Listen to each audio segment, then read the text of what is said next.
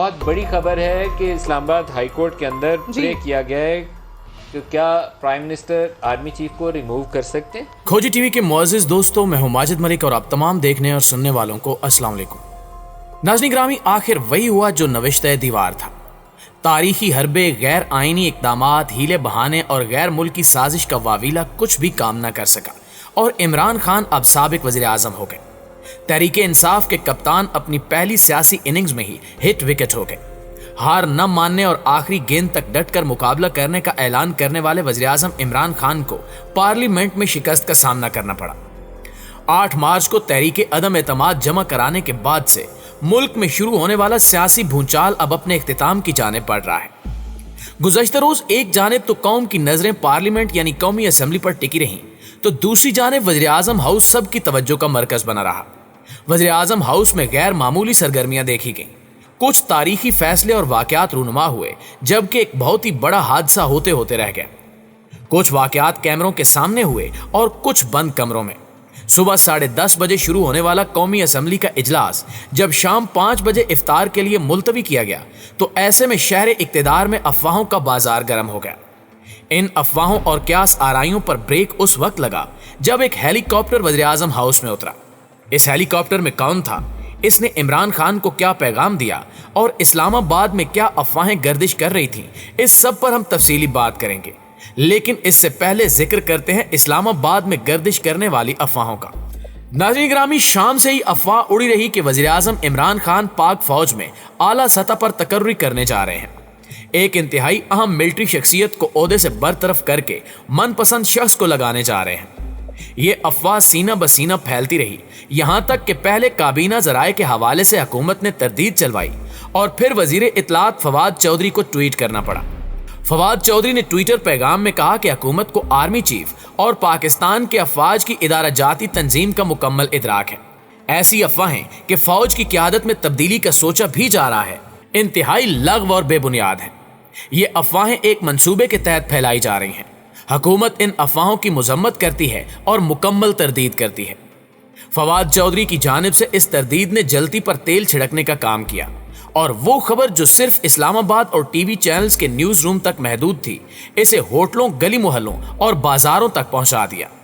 ہر جانب صرف ایک ہی تذکرہ تھا کہ کیا آرمی چیف کی تبدیلی ہونے جا رہی ہے۔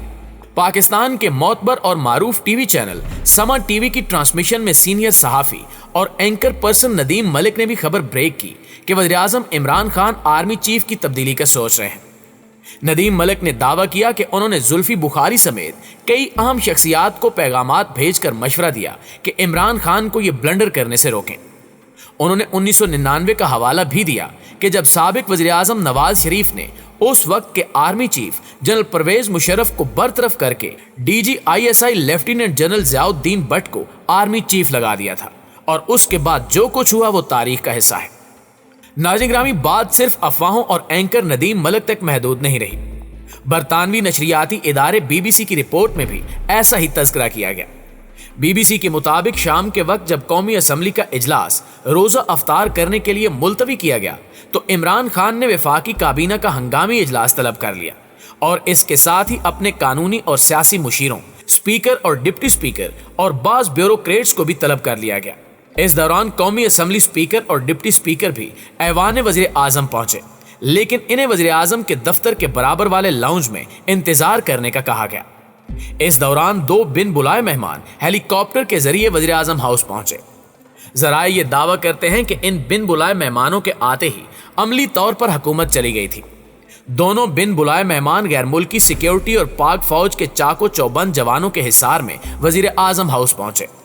اس سے پہلے سیکیورٹی فورس کے اہلکار وزیر اعظم ہاؤس کی سیکیورٹی سنبھال چکے تھے اور شہر اقتدار میں گشت بھی بڑھا دیا گیا تھا۔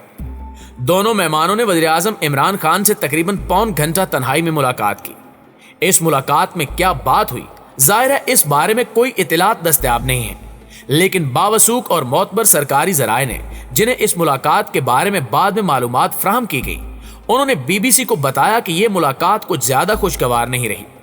بی بی سی نے اپنی رپورٹ میں انکشاف کیا کہ ملاقات میں موجود ایک اعلیٰ عہدیدار کو وزیر اعظم عمران خان نے 1 گھنٹہ پہلے ہی ان کے عہدے سے برطرف کرنے کا حکم جاری کیا تھا۔ اس لیے وزیر اعظم کے لیے ان مہمانوں کی یوں بن بلائے اچانک آمد غیر متوقع تھی۔ عمران خان ہیلی کاپٹرز کے آنے کا انتظار تو کر رہے تھے، لیکن مہمانوں سے متعلق ان کا اندازہ اور توقعات غلط ثابت ہوئیں۔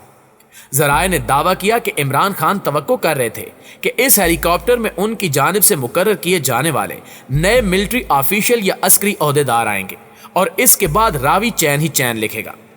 اپوزیشن کی تحریک عدم اعتماد کے غبارے بلکہ بلبلے سے ہوا نکل جائے گی اور عمران خان اپنے عہدے پر برقرار رہیں گے، لیکن کپتان کی تمام امیدیں، تدبیریں، خواہشات، امکانات اور اندازے غلط ثابت ہوئے۔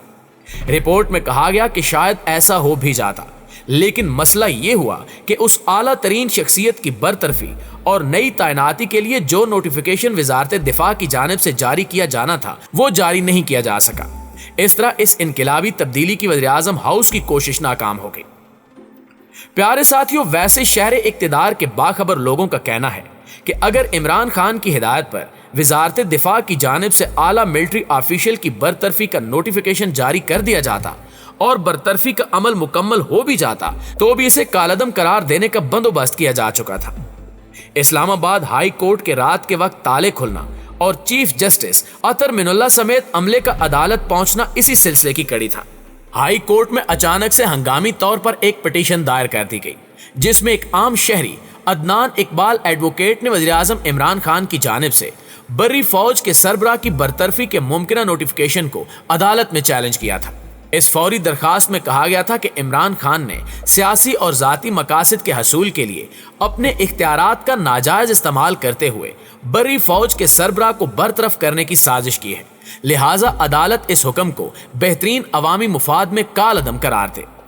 یہاں یہ وضاحت بھی ضروری ہے کہ یہ درخواست تو تیار کر لی گئی، لیکن اس میں بری فوج کے سربراہ کی برطرفی کے نوٹیفیکیشن نمبر کی جگہ خالی چھوڑ دی گئی تھی۔ اس کی وجہ یہی رہی کہ وزیر اعظم کی خواہش کے باوجود یہ نوٹیفیکیشن جاری نہیں ہو سکا اور یوں اس پٹیشن پر سماعت کی نوبتی نہیں آ سکی۔ ناظرین گرامی، اب ایک طرف تو یہ پیشگی اقدامات کیے جا چکے تھے، وہیں دوسری جانب عمران خان کا نام ECL میں ڈالنے کی درخواست دائر کی گئی، جو فوری طور پر سماعت کے لیے مقرر بھی ہو گئی۔ اسلام آباد ہائی کورٹ میں وزیر اعظم عمران خان کا نام ایگزٹ کنٹرول لسٹ میں ڈالنے کی درخواست سماعت کے لیے مقرر کی گئی۔ دوسری جانب اہم حکومتی اور سرکاری شخصیات کے بیرون ملک جانے پر پابندی عائد کر دی گئی۔ ذرائع کے مطابق اعلیٰ حکومتی شخصیات اور سرکاری افسران NOC کے بغیر بیرون ملک نہیں جا سکیں گے۔ اس حوالے سے تمام ایئرپورٹس پر الرٹ جاری کر دیا گیا ہے۔ دوستو، اگر BBC کی یہ رپورٹ درست ہے تو پھر ہمیں اللہ کا شکر ادا کرنا چاہیے کہ ایک بڑا خطرہ ٹل گیا اور ملک بہت بڑے حادثے اور بحران سے بچ گیا۔ لیکن ماضی میں غیر ملکی نشریاتی اداروں کی جانب سے بھی ایجنڈے کے باعث انتہائی یک طرفہ رپورٹنگ دیکھی گئی ہے۔ خاص طور پر پاکستان کے دفاعی اور ملکی سلامتی کے اداروں سے متعلق انتہائی زہریلا اور غلیظ پراپوگنڈا بھی کیا گیا۔ اس لیے یہ سوال انتہائی اہم ہے کہ اس رپورٹ میں کتنی صداقت ہے، کیونکہ صاحبان نظر جانتے ہیں کہ ماضی میں غیر ملکی نشریاتی ادارے بیرونی قوتوں کے اشارے پر اس قسم کے شوشے چھوڑتے رہے ہیں، جس کا مقصد صرف بے پر کی اڑانا، ملکی اداروں کے درمیان دراڑیں ڈالنا اور پاکستان کو ڈی اسٹیبلائز کرنا ہوتا ہے۔ فیک نیوز کی روک تھام کے لیے PTI حکومت کی جانب سے جاری کیا گیا پیکا آرڈیننس بھی اب چونکہ ختم کیا جا چکا ہے، تو کہیں ایسا تو نہیں کہ بیرونی ایما پر یہ کہانی گھڑی گئی ہو۔ لیکن اگر یہ سٹوری بھی جھوٹی اور فیک نیوز نکلی تو پھر لوگوں کا اعتبار اس سے بالکل ہی اٹھ جائے گا۔ جی تو پیارے ساتھیوں، یہ ہے ہماری آج کی ویڈیو۔ آپ دوستوں کی رائے اس حوالے سے کیا کہتی ہے کمنٹ کر کے ہمارے ساتھ شیئر ضرور کیجیے گا۔ انشاءاللہ آپ سے ملاقات ہوتی ہے اگلی ویڈیو میں، تب تک اپنا خیال رکھیے۔ اللہ نگہبان۔